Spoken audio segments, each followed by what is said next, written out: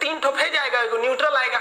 तो अब आप कहेंगे कि सर हम फेज लेते हैं और जला के न्यूट्रल से भेजते हैं, तो आप जैसे मान लीजिए यहाँ से लिए पोल पे से आपके मीटर में आया है एक फेज एक न्यूट्रल, और इधर से निकलेगा आपके घर में एक फेज और न्यूट्रल, तो फेज से करंट जाएगा, न्यूट्रल से आएगा, मीटर को होते हुए पोल पे जाएगा। आप सोचेंगे ससुरा पोलवा पे से कहां चल जाता है, तो पोल पे से वो जाता है ट्रांसफार्मर के पास, और ट्रांसफार्मर में एक तार द्वारा उसे ग्राउंड करके अंदर भेज दिया जाता है। तो न्यूट्रल और ग्राउंडिंग में ज्यादा का अंतर नहीं है, ये अपने घर नहीं ले जाता है, वही ट्रांसफार्मर तक ले जाता है, वहां से ग्राउंड कर देता है। अब बिजली चोरी कैसे करते हैं लोग, देखिए मान लीजिए आपका सिंगल फेज का मीटर है, तो एक फेज ले लिए एक न्यूट्रल ले लिए, तो ये इनपुट है, आउटपुट आपके घर में जाएगा एक फेज एक न्यूट्रल। तो चोरी करने वाला क्या करता है कि यहाँ से फेज ले जाता है और न्यूट्रल को बीच में रोक देता है, किसी कमरा के पास जाके न्यूट्रल को काट के टेप चिपका देता है। तो करंट तो इधर से गया, ये फ्रिज चलेगा नहीं चलेगा, क्योंकि केवल फेज मिल रहा है, पंखा चलेगा फेज मिल रहा है, लेकिन ये ससुरा होशियारी कर देता है, यहां से इसको ले जाके एक इधर से ना अर्थिंग जोड़ देता है। अब बताइए, जाने का रास्ते को ही ना न्यूट्रल कहते हैं, तो आया फेज और न्यूट्रल ना जाके ग्राउंड में चला गया, तो ये पंखा तो चलिए जाएगा, उस ससुरा को सेफ्टियो मिल जाएगा, चलियो जाएगा।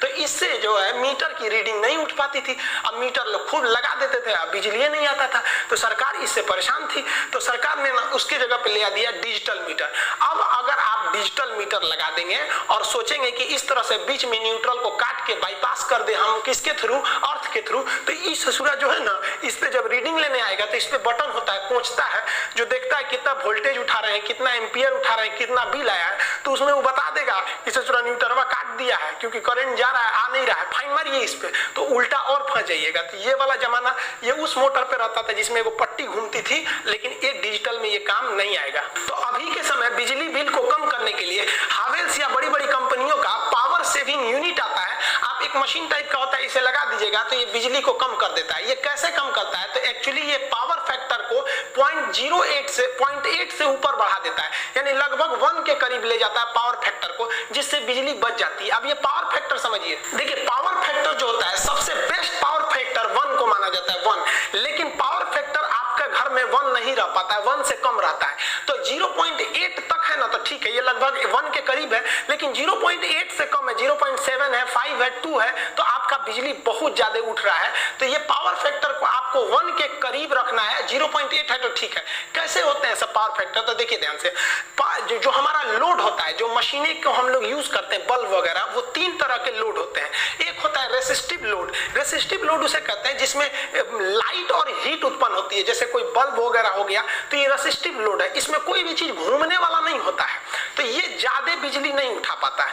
लेकिन अगर आपका कोई इंडक्टिव लोड है, तो इंडक्टिव लोड में क्या होता है, कोई भी चीज घूमने वाली होती है, जैसे पंखा हो गया, मोटर हो गया, कोई भी चीज जिसमें कॉइल का प्रयोग होता है, घूमता है इंडक्शन के द्वारा, तो उसे कहते हैं इंडक्टिव लोड, इसमें कॉइल का प्रयोग होता है। तो ये जो होता है ना, ज्यादा बिल उठाता है, और सबसे कम उठाता है कैपेसिटिव लोड। कैपेसिटिव लोड उसे कहते हैं जिसमें इस तरह के छोटे छोटे कैपेसिटर लगे होते हैं। अब आप बताइए, ये मोटर है, क्या है, ये इंडक्टिव लोड, ये बल्ब वगैरह है, ये क्या है, रेसिस्टिव लोड, कैपेसिटर वगैरह लगे हैं, तो सबसे कम बिजली बिल उठाता है। अब हम ये समझते हैं ससुरा ज्यादा क्यों उठा लेता है, तो जो अल्टरनेटिव करंट होता है ना, वो वेव की तरह चलता है, सांप की तरह। देखिए ये सांप चल रहा है ना, तो ये अल्टरनेटिव करंट है, और जो ट्रेन होती है ना, वो डायरेक्ट करंट, अगर सीधे गया तो डीसी डायरेक्ट करंट, ऐसे ऐसे गया तो वो हो जाता है अल्टरनेटिव करंट। तो अल्टरनेटिव करंट बनाने वाला अल्टरनेटर और डायरेक्ट करंट बनाने वाला डायनेमो। तो डायरेक्ट करंट को, डायनेमो को कहते हैं डीसी जनरेटर, अल्टरनेटर को कहते हैं एसी जनरेटर। तो जनरेटर के 2 टाइप होते हैं, उसको नेक्स्ट वीडियो में कभी समझा देंगे। तो जो करंट होता है हमारे घर में एसी, वो सांप की तरह चलता है, तो इसे हम कहते हैं वेव। इसी को फ्रीक्वेंसी होती है, फ्रीक्वेंसी का मतलब होता है फेरा। तो हमारे घर में जो करंट आती है उसकी फ्रीक्वेंसी होती है 50। यहाँ आप देखिएगा सांप का 2 फेरा दिखेगा, एक ये वाला फेरा हो गया और एक ये फेरा हो गया, तो इसकी फ्रीक्वेंसी कितनी दिख रही है, 2। लेकिन जो घर में करंट आ रहा होता है उसकी फ्रीक्वेंसी 50 होती है, यानी 1 सेकंड में वो 50 फेरा मार देता है वो। तो जो कभी देखिए, इसमें भी जो करंट आता है हमारे घर में, उसमें 2 चीजें होती है, एक होती है वोल्टेज, यानी जो प्रेशर जो बिजली को ढकेल रहा है, और एक करंट जो इलेक्ट्रॉन आ रहे हैं। तो करंट होता है और जो वोल्टेज होता है, उन दोनों का जो टर्म है, जो फेरा है, वो जो वेव है, वो एक के ऊपर एक रहना चाहिए, तभी अच्छा माना जाता है। तो जितने भी रेसिस्टिव आपके लोड होते हैं या कैपेसिटिव लोड होते हैं, इसमें देखिए यहाँ हम काले रंग से बना दिए हैं वोल्टेज और लाल रंग से बना दिए हैं आपका करंट। तो ये दोनों एक ही पर होते हैं, इसलिए आपका जो होता है पावर फैक्टर वो सेम होता है, ये ऊपर नीचे रखिएगा तो कट के 1 आ जाता है, इसलिए इसे अच्छा माना जाता है, इसे भी अच्छा माना जाता है। लेकिन जब आप कभी कॉइल को लगाते हैं यानी इंडक्टिव लोड को लगाते हैं, मोटर फैन वगैरह को, तो इसमें पंखा जो घूमने लगता है ना तो ये करंट को रोक लेता है, तो जिस वजह से इसका ग्राफ ऐसे बनता है, काला वाला मतलब वोल्टेज का ग्राफ आगे चला जाता है और करंट पीछे रह जाता है। वोल्टेज आगे चला गया, करंट पीछे रह गया, तो करंट को ऊपर रख के वोल्टेज से डिवाइड करेंगे तो पॉइंट में चला आता है, तो वही आपका जो पावर फैक्टर होता है ना वो 1 से नीचे जाने लगता है वहां से।